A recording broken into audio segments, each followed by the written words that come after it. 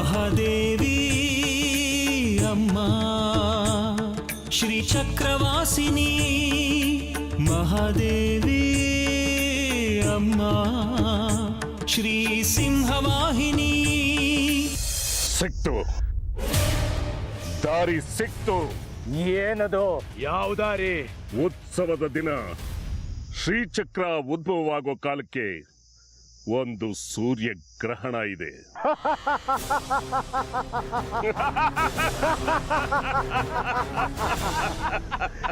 ನಿನ್ ಸುಂದ್ರಿನ ಕೊಂದವ್ರನ್ನ ನೀನು ಕೊಲ್ಬೇಕು ಬಂಗಾರಿ, ನೀನು ಕೊಲ್ಬೇಕು. ಆಗ್ಲೇ ಸುಂದ್ರಿ ಆತ್ಮಕ್ಕೆ ಶಾಂತಿ. ನನ್ನ ಸುಂದರಿ ಆತ್ಮಕ್ಕೆ ನೆಮ್ಮದಿ ಸಿಗುತ್ತೆ ಅನ್ನೋದಾದರೆ ನನ್ನ ಪ್ರಾಣನೇ ಒತ್ತೆ ಇಟ್ಟು ನಿನ್ನ ಆಸೆ ನೆರವೇರಿಸ್ತೀನಿ.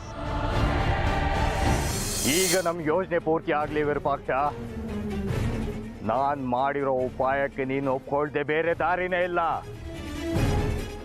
ಗ್ರಹಣ ಕಾಲಕ್ಕೆ ಉತ್ಸವ ಸ್ಥಗಿತಗೊಳ್ಬೇಕು, ಅಲ್ಲಿಂದ ಜನರು ದೂರ ಆಗಬೇಕು.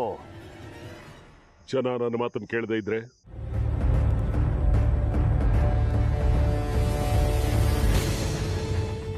ಮಾರಿಗುಡಿ ತನ್ನ ಪೊಲೀಸ್ ಶಕ್ತಿ ಉಪಯೋಗಿಸಿ ಜನರನ್ನ ಅಲ್ಲಿಂದ ತೆರವುಗೊಳಿಸ್ತಾನೆ.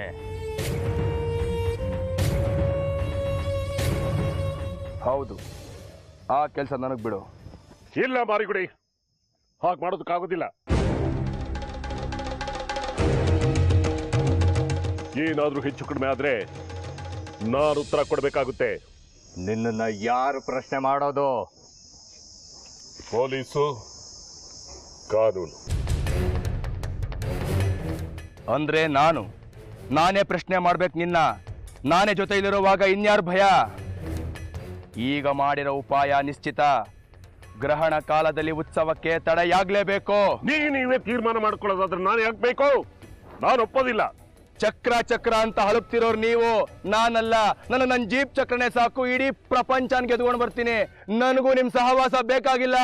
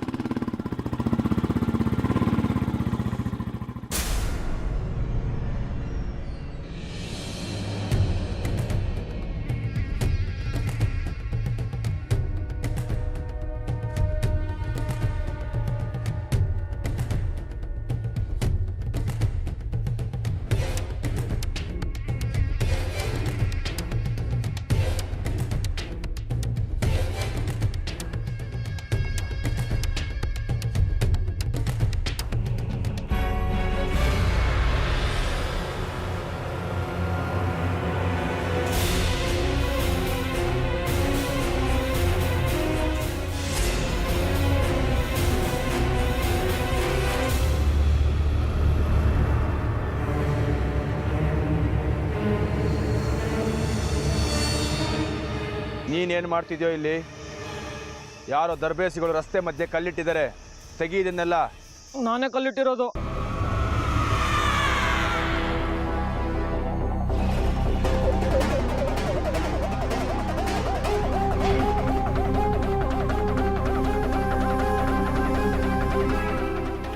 ಯಾಕೋ ಗಾಂಚಾಲಿನ? ನಿಮ್ಮ ಹತ್ರ ಮಾತನಾಡಬೇಕಿತ್ತು, ಅದಕ್ಕೆ ದಾರಿಯಲ್ಲಿ ಕಲ್ಲಿಟ್ಟೆ. ಠಾಣೆಗೆ ಬರೋದಕ್ಕೆ ಧೈರ್ಯ ಇರಲಿಲ್ಲ. ಇನ್ನೆಲ್ಲೂ ಒಂಟಿಯಾಗಿ ಸಿಗಲ್ಲ ನೀವು, ಅದಕ್ಕೆ ನಿಮ್ಮನ್ನು ಹೀಗೆ ಭೇಟಿ ಮಾಡೋದು ಸರಿ ಅನ್ನಿಸ್ತು, ಅದಕ್ಕೆ ಹೀಗೆ ಮಾಡಿದೆ. ಭೇಷ್ ಮಗನೇ, ನೋಡೋದಿಕ್ಕೆ ಪೆದ್ದಾಗಿದ್ರು ನಿಂತಲೆಲ್ಲೂ ಬುದ್ಧಿ ಇದೆ. ಈ ಇನ್ಸ್ಪೆಕ್ಟರ್ ಮಾರಿಗುಡಿಗೆ ಇಷ್ಟ ಆಗ್ಬಿಟ್ಟೆ. ಹೇಳು, ನನ್ನಿಂದ ನಿನಗೇನಾಗಬೇಕು? ವಿರೂಪಾಕ್ಷ ಶಾಸ್ತ್ರಿಗಳು ನನ್ನ ಗೆಳತಿ ಸುಂದ್ರಿನ ಸಾಯಿಸಿದ್ರು, ಅವರಿಗೆ ತಕ್ಕ ಶಿಕ್ಷೆ ಆಗಬೇಕು. ನೀವು ಪೊಲೀಸು, ನೀವು ಕೊಂದ್ರೆ ಕಾನೂನು, ನಾನು ಕೊಂದ್ರೆ ಅಪರಾಧ. ನೀವು ಕೊಲ್ತೀರಾ, ನಾನು ಕೊಲ್ಲ? ಅಪ್ಪರೆ ಮಗನೇ, ಅಷ್ಟೊಂದು ರೋಷ ಇದೆಯಾ ನಿನಗೆ? ಅವತ್ತೇ ಅವ್ರನ್ನ ಮುಗಿಸ್ಬಿಡ್ತಿದ್ದೆ, ನೀವು ಬಂದು ತಡೆದ್ರಿ. ಅವಕಾಶ ಕೊಡ್ತೀನಿ ಅಂದರೆ ಆದರೆ ಇನ್ನೂ ಅವಕಾಶನೇ ಕೊಟ್ಟಿಲ್ಲ. ಇನ್ನು ಯಾವಾಗ ನಾನು ನನ್ನ ಕೆಲಸ ಮಾಡೋದು? ನನಗೆ ಅವಕಾಶ ಕೊಡ್ತೀರಾ ಅಂತ ನಿಮ್ಮನ್ನು ಹೇಗೆ ನಂಬಲಿ? ಒಂದೊಂದು ಸಾರ್ತಿ ನೀವು ಅವ್ರ ಕಡೆನ ಅಂತ ಅನುಮಾನ ಬರುತ್ತೆ. ವಿರೂಪಾಕ್ಷ ಸಾಯ್ಬೇಕು ಅನ್ನೋದಿನ್ನ ಆಸೆ ಅಲ್ವಾ? ಹೌದು, ನಿನಗೆ ಅನ್ಯಾಯ ಆಗಿದೆ ಅಲ್ವಾ? ನನಗೆ ಸುಂದರಿಗೆ ಇಬ್ಬರಿಗೂ ಅನ್ಯಾಯ ಆಗಿದೆ. ವಿರೂಪಾಕ್ಷನ ಅಂತ್ಯ ಕೂಡ ನಿನ್ನ ಕೈಯಿಂದನೇ ಆಗಲಿ.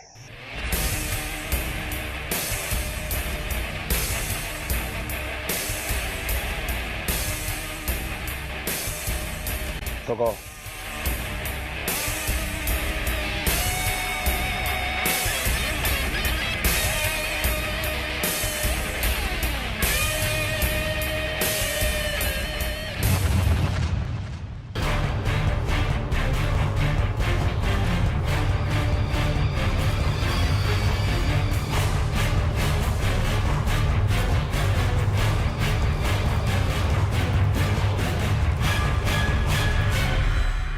ಈ ಪಿಸ್ತೂಲಿಂದ ಒಂದೇ ಒಂದು ಗುಂಡು ಆಚೆ ಬಂದರೆ ಪ್ರಾಣ ಪಟ್ಟಂತ ಹೋಗುತ್ತೆ.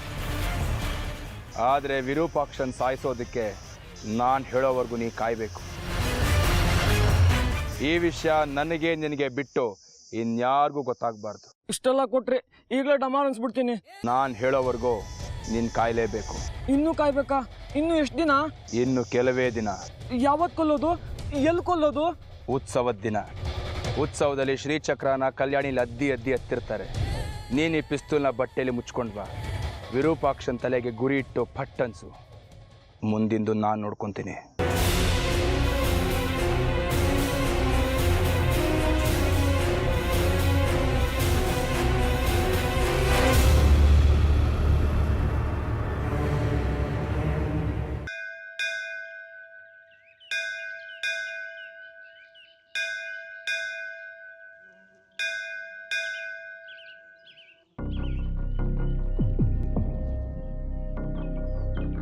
ಏ ಬಂಗಾರಿ, ನಮ್ಮ ಮನೆಯಿಂದ ಇಬ್ರು ಒಟ್ಟಿಗೆ ಹೊರಟ್ವಿ.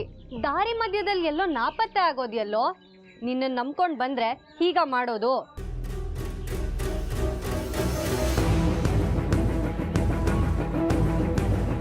ಅಯ್ಯೋ ನಿನಗೆ ಕಣೋ ಹೇಳ್ತಿರೋದು. ಯಾಕೆ ಹಾಗೆ ಗರ ಬಡ್ದವ್ರಾಗ ನೋಡ್ತಿದ್ಯಾ? ನಿಮ್ಮ ಮನೆಯಿಂದ ಜೊತೆಲೇ ಬಂದ್ವಿ, ಹೌದಾ? ಹೌದು, ನೀನೇ ನನ್ನ ಬುಟ್ಟಿನಲ್ಲಿ ಗೊಂಬೆ ಇಟ್ಟಿದ್ದು ಅಂತ ಲಲಿತಮ್ಮಂಗೆ ಹೇಳಿ ಹೊರಟ್ವಲ್ಲ. ಆಮೇಲೇನು ನೆನಪೇ ಇಲ್ವಾ ನಿನಗೆ? ಆಮೇಲೇನು, ನೀನ್ ಎಲ್ಲೋ ಮಾಯ ಆಗ್ಬಿಟ್ಟೆ. ನಾನ್ ನಿನ್ನನ್ನು ಹುಡ್ಕೊಂಡು ದೇವಸ್ಥಾನಕ್ಕೆ ಬಂದೆ.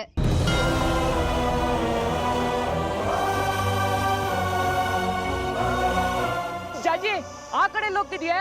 ದೇವಸ್ಥಾನ ಈ ಕಡೆ ಅಲ್ವೇನೆ? ಜಾಜಿ, ಎಲ್ಲಿಗೆ ಹೋಗ್ತಿದ್ಯಾ ಜಾಜಿ?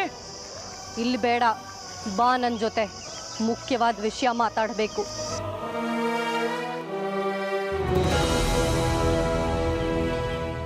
ಯಾಕೆ ಜಾಜಿ ಒಂಥರ ಆಡ್ತಿದ್ಯಾ? ನೀನು ಈ ಥರ ಆಡಿದ್ರೆ ನಂಗೆ ಭಯ ಆಗುತ್ತೆ ಕಣೆ. ಅವಿವೇಕಿ, ನಾನು ಜಾಜಿ ಅಲ್ಲ, ಸುಂದ್ರಿ. ನಿನ್ ಸುಂದ್ರಿನ ಕೊಂದವ್ರನ್ನ ನೀನು ಕೊಲ್ಬೇಕು ಬಂಗಾರಿ. ನೀನು ಕೊಲ್ಬೇಕು, ಆಗ್ಲೇ ಸುಂದ್ರಿ ಆತ್ಮಕ್ಕೆ ಶಾಂತಿ. ನೀನ್ ದೇವಸ್ಥಾನಕ್ಕೆ ಬರೋಕ್ ಮುಂಚೆ ಎಲ್ಲೂ ಹೋಗೇ ಇಲ್ವಾ? ಪೆದ್ರಾಮ, ನಾನ್ ಏನೋ ಕೇಳಿದ್ರೆ ನೀನೇನೋ ಕೇಳ್ತಿಯಲ್ಲೋ ಎಡವಟ್ರಾಯ.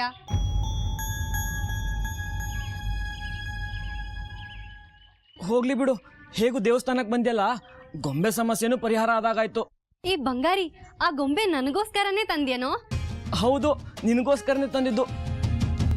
ನೇರವಾಗಿ ಕೊಡೋಕ್ಕಾಗ್ದೆ ಇಷ್ಟೊಂದು ರಾಮಾಯಣ ಆಗೋಯ್ತು. ನನಗೋಸ್ಕರ ಯಾಕೋ ತಂದೆ? ಯಾಕೆಂದ್ರೆ ನಿನಗಿಷ್ಟ ಅಂತ ತಂದೆ. ನನಗಿಷ್ಟ ಅಂದ್ರೆ ಏನ್ ಬೇಕಾದ್ರೂ ಮಾಡ್ತೀಯಾ? ನನ್ನ ಸುಂದರಿ ಆತ್ಮಕ್ಕೆ ಶಾಂತಿ ಸಿಗುತ್ತೆ ಅನ್ನೋದಾದ್ರೆ ಇಡೀ ಚಕ್ರಾಪುರಿಯಲ್ಲಿರೋ ದುಷ್ಟರನ್ನೆಲ್ಲ ಬಲಿ ತಗೋತೀನಿ. ನನ್ನ ಸುಂದರಿ ಆತ್ಮಕ್ಕೆ ನೆಮ್ಮದಿ ಸಿಗುತ್ತೆ ಅನ್ನೋದಾದ್ರೆ ನನ್ನ ಪ್ರಾಣನೇ ಒತ್ತೆ ಇಟ್ಟು ನಿನ್ನ ಆಸೆ ನೆರವೇರಿಸ್ತೀನಿ. ನಿನ್ನ ಮೇಲಾಣೆ, ನನ್ನ ಸುಂದರಿ ಮೇಲಾಣೆ, ಇನ್ನು ನನ್ನ ಬದುಕೇನಿದ್ರು ನಿನ್ನ ಆಸೆನ ಈಡೇರಿಸೋದಕ್ಕೋಸ್ಕರ ಮಾತ್ರ. ಓ, ಏನು ಬೇಕಾದ್ರೂ ಮಾಡ್ತೀನಿ, ಬೇಕಿದ್ರೆ ಕೇಳಿ ನೋಡು. ಅದೇ ಯಾಕೆ ನನಗೋಸ್ಕರ ಏನ್ ಬೇಕಾದ್ರೂ ಮಾಡ್ತೀಯಾ? ಯಾಕೆ ಅಂದ್ರೆ ನೀನಂದ್ರೆ ನಂಗಿಷ್ಟ.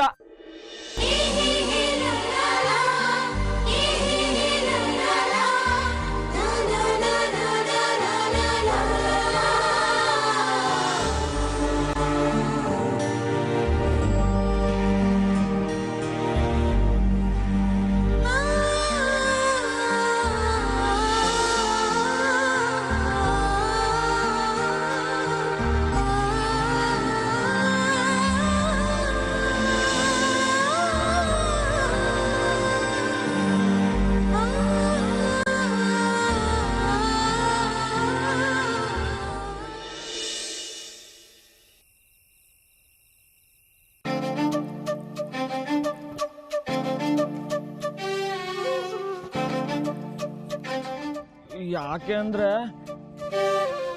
ಅಂದ್ರೆ ನೀನಂದ್ರೆ ನಂಗಿಷ್ಟ.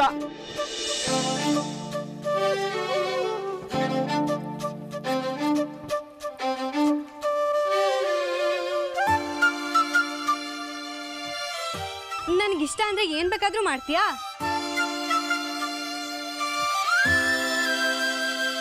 ಓ, ಏನ್ ಬೇಕಾದ್ರೂ ಮಾಡ್ತೀನಿ, ಬೇಕಿದ್ರೆ ಕೇಳಿ ನೋಡು.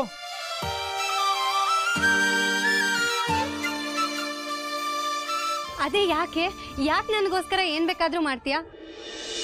ಯಾಕೆ ಅಂದ್ರೆ ನೀನಂದ್ರೆ ನಂಗಿಷ್ಟ.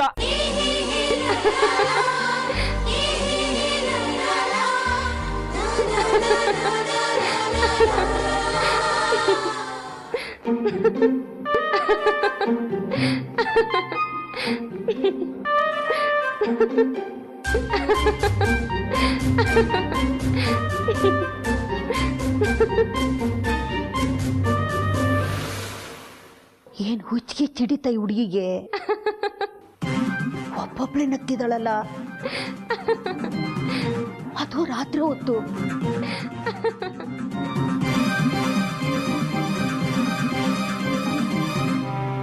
ಜಾಜಿ, ಇಲ್ಲಿ ಯಾಕಮ್ಮ ಕೂತಿದೀಯಾ? ಊಟ ಮಾಡಿದ್ಯಾ?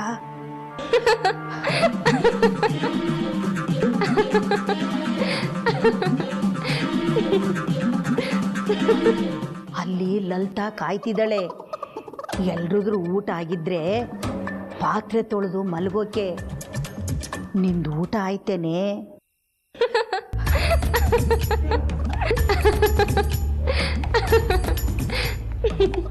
ಊಟ ಆಯ್ತಾ ಅಂದ್ರೆ ನನ್ನನ್ನು ಹೆದರ್ಸೋ ರೀತಿಯಲ್ಲಿ ನಗ್ತೀಯಾ? ಏನೇ ರಾತ್ರಿ ಇಷ್ಟೊತ್ತಿನಲ್ಲಿ ಮೈ ಮೇಲೆ ಪ್ರಜ್ಞೆ ಇಲ್ಲದೆ ಹುಚ್ಚಿ ತರ ನಗ್ತೀಯಾ? ಬಿಡಿ ಅಜ್ಜಮ್ಮ, ನಿಮ್ದೊಳ್ಳೆ ತಮಾಷೆ.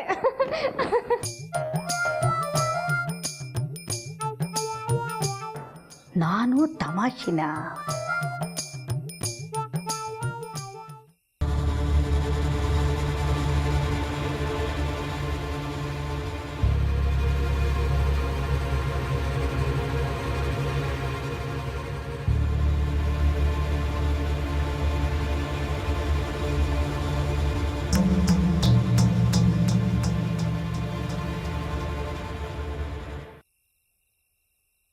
ಏ ಬಂಗಾರಿ, ಇದೇನೋ ಇಲ್ಲಿ ಬಂದ್ ಕೂತಿದ್ಯಾ? ಒಬ್ಬೊಬ್ನೇ ನಗ್ತಾ ಇದೀಯಾ? ನಿಂಗೇನಾದ್ರು ದೆವ್ವ ಮೆಟ್ಕೊಂಡಿದ್ಯಾ ಹೆಂಗೆ? ಅಯ್ಯೋ ಮೂದೇವಿ, ನಾನಲ್ಲಿ ತಟ್ಟೆ ಮಡಿಕೊಂಡ್ ಕಾಯ್ತಾ ಇದ್ದೀನಿ ನಿಂದು ಊಟ ಆದ್ರೆ ನಾನು ಉಂಡ್ ಮಲ್ಗಣ ಅಂತ. ನೀನ್ ನೋಡಿದ್ರೆ ಕಿಸಿತ ಕೂತಿದ್ಯಾ? ಏನ್ಲ ಬಂದಿದೆ ದೊಡ್ಡ ರೋಗ ನಿನ್ಗೆ? ಅದ್ಯಾಕೆ ಹಿಂಗೆ ಕುಡ್ದವ್ರಂಗೆ ಮೈ ಮರ್ತ್ ಕುಂತಿದ್ಯಾ? ಅದು ಹಾ, ಅದನ್ನೇಯ. ನಿಂಗೆಲ್ಲೋ ಗಾಳಿ ಮೆಟ್ಕೊಂಡಿದೆ ಕಣ. ಹ್ಞೂ ಅಮ್ಮ, ಒಂಥರ ಗಾಳಿ ಮೆಟ್ಕೊಂಡದೆ. ಹೌದಾ? ಹಂಗಾದ್ರೆ ಹಂಗೆ ಬಿಡಬಾರ್ದು. ನಡಿ, ಮಾರಮ್ಮನ್ ಗುಡಿಗೆ ಹೋಗಿ ದೃಷ್ಟಿ ತೆಗಿಸ್ತೀನಿ, ನಡಿ. ಅದಕ್ಕೆ ನೀನು ಅಂದ್ರೆ ನಂಗೆ ಇಷ್ಟ. ಹಾ, ಮಾರಮ್ಮನ ಹತ್ರ ದೃಷ್ಟಿ ತೆಗಿಸ್ತೀನಿ ಅಂದಿದ್ದಕ್ಕೆ ಇಷ್ಟ ಆಗೋದ್ನ ನಾನು? ಅದೇನಪ್ಪ ಅಂತ ಕಂಡೆ ಈ ಅಮ್ಮನ ಹತ್ರ ಇಷ್ಟ ಆಗುವಂಥದ್ದು? ಅದು ನಿಂಗದೆಲ್ಲ ಅರ್ಥ ಆಗಲ್ಲ, ಸುಮ್ಮನೆ ಇರಮ್ಮ. ಏಯ್ ಮಗನೇ, ಎಷ್ಟು ಮಳೆಗಾಲ ಕಂದಿಲ್ಲ ನಾನು. ನನಗೆ ಈ ಪ್ರಪಂಚದಲ್ಲಿ ಅರ್ಥವಾಗದೆ ಇರೋದಿದೆಯಾ? ನಿನಗೆ ಈ ಹುಚ್ಚು ಹಿಡ್ಸಿರೋ ಆ ಹುಚ್ಚಿ ಯಾರು ಅಂತ ಕಂಡಿಡಿಬೇಕು.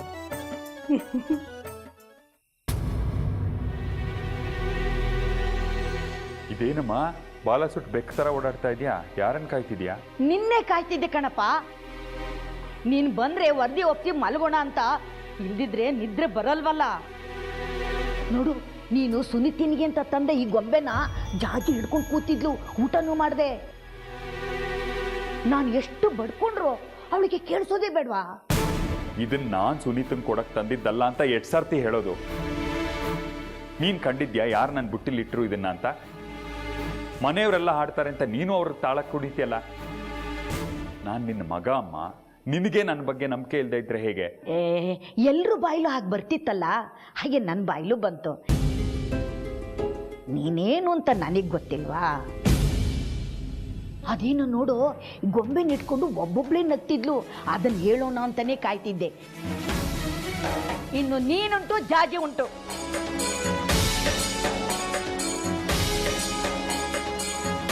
ಈ ಬೊಂಬೆ ಬಂದಿದ್ದು ಮನೇಲಿರೋ ನೆಮ್ಮದಿ ಎಲ್ಲ ಹಾಳಾಯ್ತು.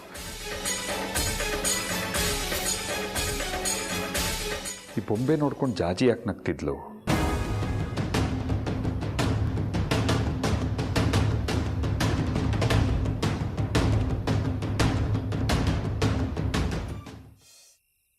ಅಬ್ಬಾ ಬರ್ತಾ ಬರ್ತಾ ದೇವಸ್ಥಾನದಲ್ಲಿ ಆ ಪಾಟಿ ಜನ ಎಷ್ಟು ಚೀಟಿ ಮಾಡಿದ್ರು ಸಾಕೆ ಆಗಲ್ಲ. ಇದೇ ತರ ಸಂಪಾದನೆ ಆದ್ರೆ ಮುಂದಿನ ತಿಂಗಳೇ ನೀ ಶಸ್ತ್ರಚಿಕಿತ್ಸೆ ಮಾಡಿಸ್ಬೋದು. ತಿರ್ಕನ್ ಕನ್ಸು ಕಾಣಬೇಡ. ನಾನೀಗ ಚೆನ್ನಾಗೇ ಇದ್ದೀನಿ. ಹೀಗೆ ಕೆಲಸ ಮಾಡ್ಕೊಂಡಿದ್ರೆ ಯಾವ ಕಾಯಿಲೆನೂ ಇರಲ್ಲ. ಹಂಗೇನಾದ್ರೂ ಹೆಚ್ಚಾಗಿ ದುಡ್ಡು ಬಂದ್ರೆ ಎತ್ತಿಡು, ನಿನ್ ಮದ್ವೆಗಾಯ್ತದೆ. ಮಗಂಗೆ ಅಮ್ಮನ ಚಿಂತೆ ಆದ್ರೆ ಅಮ್ಮಂಗೆ ಮಗನ್ ಮದುವೆ ಚಿಂತೆ ಅಂತ. ಇಷ್ಟು ಸಂಪಾದನೆ ಮಾಡೋಕ್ಕೆ ಇನ್ನು 21 ವರ್ಷ ಕಾಯ್ಬೇಕು.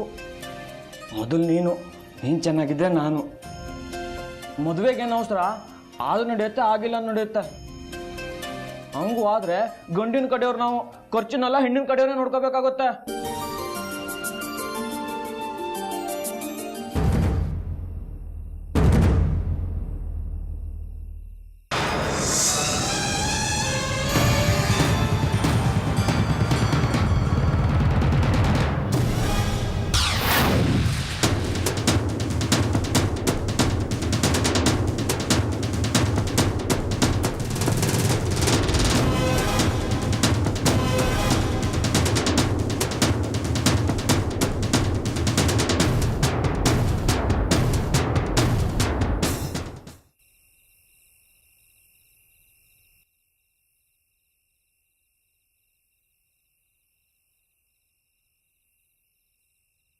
ರೀ, ಹಾಲು